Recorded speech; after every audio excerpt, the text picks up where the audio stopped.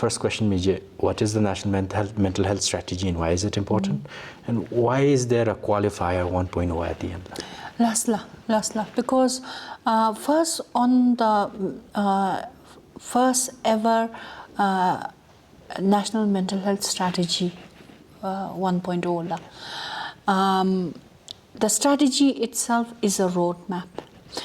As you rightly pointed out this morning, Her Majesty talked about our collective promise for the well-being of the Bhutanese people.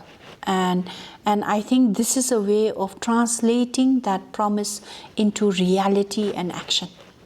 So what the mental health strategy has is, it has 4 key components. We are looking at, okay, what is an investment required? What is a governance structure should look like? How we as all the partners of mental health should come together to collaborate with a common vision and a common goal. Second one is we are looking at advocacy. How do we advocate for mental health promotion? No. How do we advocate for well-being? How should in school, as you rightly pointed out, how do you begin your session by saying, how are you feeling today? You know, we see, let's take an example of emergency department. You see many people, but you'll say, oh, you have a cut. Oh, okay, let me brush you. Is it paining? Does it hurt? Do you have fever? Do you have temperature? How is your blood pressure? How are you breathing? But we want also to ask them, how are you feeling today? Are you okay at home? Are you safe at home? So these are simple questions that will provoke the discussion. So somebody who is suffering in silence, these questions that are asked to you will create these pathways to have a conversation.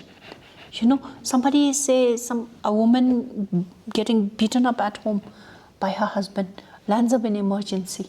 If the doctor looks at the wound and says, oh, you need a dressing or you need a x-ray.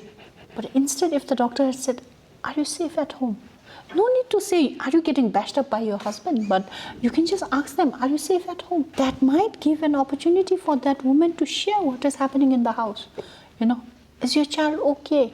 I think these are simple things that has a huge impact on how we see mental health and mental well-being.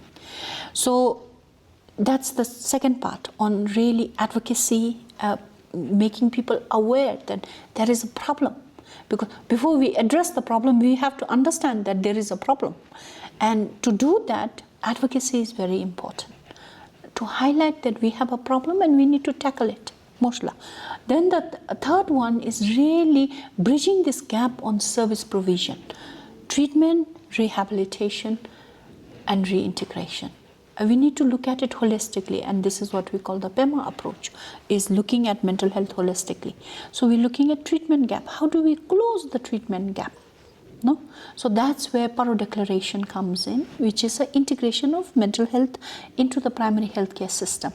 So our BHU, our primary healthcare provider, HA in the primary healthcare center, are not only asking about your temperature and your blood pressure, but they are also asking about how you're feeling. You know, are you feeling safe at home? You know, things like that. So I think this is just trying to integrate the mental well-being and the mental health into the primary healthcare system, bridging the treatment gap. If we wait, we have only 9 psychiatrists in the country. Now, if we can't even post 1 psychiatrist in each district, we have 1 child and adolescent psychiatrist in the country. Now, if we wait for all 20 districts to have a psychiatrist and psychologist, it will take us a long time, let's be honest. But what we can do is we can leverage on technology and referral, triaging. So earlier in the strategy I showed the bottom, where we need to make the most investment is picking up issues at the earliest, before they become a disorder or a disability. So moment you're feeling sad, you don't know what to do, you're frustrated, if we are able to pick that signs and symptoms early, we can intervene at that level and we can pacify. But otherwise, when it becomes disability, it's going to cost us a lot, and we don't have the human resource to do that. And the last strategy we have is really investing on best practices, not just relying on what we have today, but also forecasting what can we do better tomorrow.